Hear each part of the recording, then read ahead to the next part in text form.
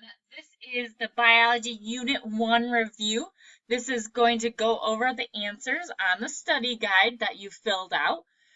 Once you go through this, you should have all the answers, all the correct answers, so that you can study for the test on Thursday.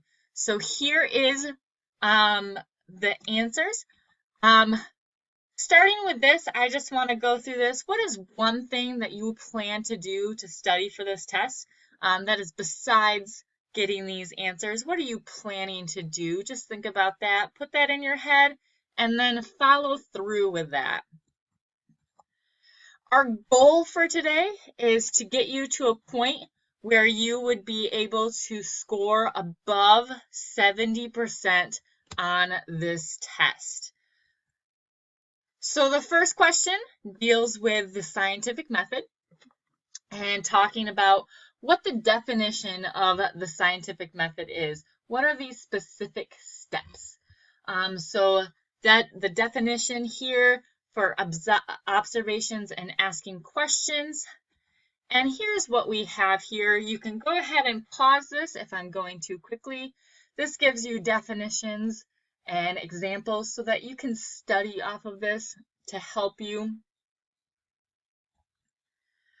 So here's an example. After collecting data on the feeding habits of rabbits, the next step would be to do what? After I collect data, I would like to analyze that data and draw a conclusion from it. So here is another thing. Here's our hypothesis, experiment, analysis, conclusion, and discussion and communication. What is the most popular lunch in the cafeteria? What hypothesis could you put in there? How are you going to form your experiment? What are you going to experiment with? What's the analysis of it? What conclusions could you create? And how are you going to communicate this study out? So here we have, you've created an experiment to determine what food source hummingbirds are attracted to most, water or sugar. What would be the control group? What would be the dependent variable? What is the independent variable? For this answer, the control group is what's going to be normal. So there's going to be no changes made. That's going to be our water, just plain water. What group is the dependent variable? What did you measure? Was it the amount of water consumed? Or was it how many hummingbirds came to the sugar water compared to the water? What is the independent variable? What did you change about the experiment? So if the control was just the plain water, what was the change? The change would have been the sugar water. Here's another example.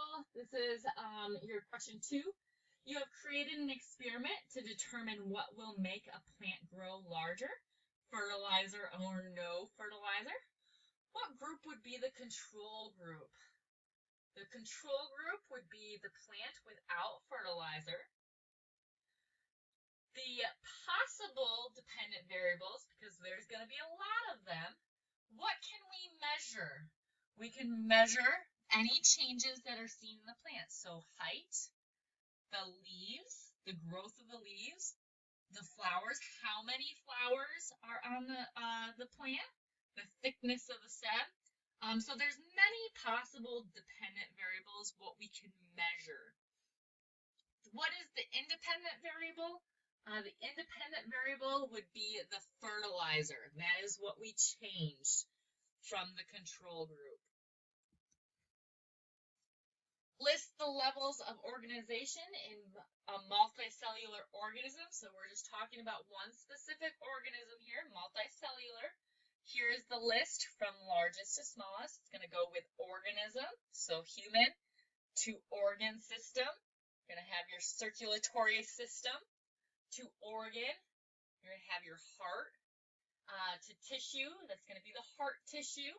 And to the cell, that's going to be blood cells. And then list and define the different levels of biological organization. Starting with the biggest, we have biomes. That's going to be a large geographic region containing several ecosystems dominated by specific types of animals and plants. It's going to be your tundra. Ecosystem, that's going to be the geographical region where living organisms interact with each other and the environment. That's going to be your abiotic and biotic factors, those living and non-living things. The community is going to be a group of species that interact and live in the same space. So that's going to be different types of populations. And then the population is going to be a group of individuals of the same species that live in the same space. That's going to be like a herd of deer. True or false, metabolism is the total of all chemical reactions occurring in the body. It involves breaking down things and building things up. That would be true. At the beginning of winter, frogs burrow into the mud at the bottom of lakes, where they go in a hibernation-like state. What character of life is this an example of? If you said C, response, you would be correct. What type of chemical energy is produced during photosynthesis? Chemical energy would be glucose. So the plant is taking in energy. It is going to take in carbon dioxide and water. It is going to form glucose. That is photosynthesis in plants, simplified. Explain how sunlight is the primary source of energy in your life. So below here, we have, through photosynthesis, plants use the sun's energy to produce chemical energy in the form of glucose, carbohydrates. Most organisms feed on the plants. Nearly all the energy used by living organisms, including us, depend on the sun's light. What is ATP? How is it different from glucose? ATP is a form of energy that the cells can use directly. So think about ATP as a usable source of energy. Glucose is a form of stored energy. Glucose has to be converted into ATP for us to directly use it. So again, I'm going to say that ATP is a form of energy that we can use. Glucose is a form of stored energy. Emphasis on those words. ATP, used directly. Glucose, stored. Structure relates to function. Give several examples of this that were used in class. Here are some examples that we talked about. Camouflage cocoon, eye structures, fur for warmth, for color, for camouflage, ear location, eye location, foot shape, paw and hand shape, shape of a leaf. And we'll talk about this more in the future. The cell's membrane is semi-permeable to all particular items in and out of the cell, and sometimes not others. We'll talk about the importance of that. Question 11, define homeostasis and why it is important to maintain homeostasis. Homeostasis is the ability to maintain a constant set of internal conditions despite changes in the environment. This is done to survive. So if somebody can't, their body is not able to maintain that constant set of internal conditions, they get really sick and they could potentially die.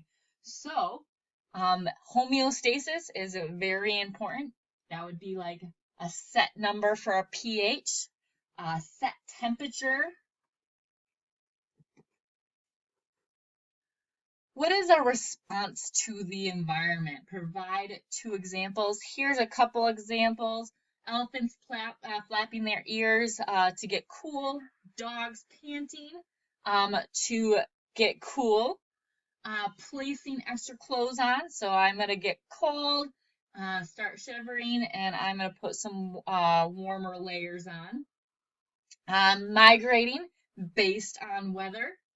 Frogs burying themselves in the mud during winter.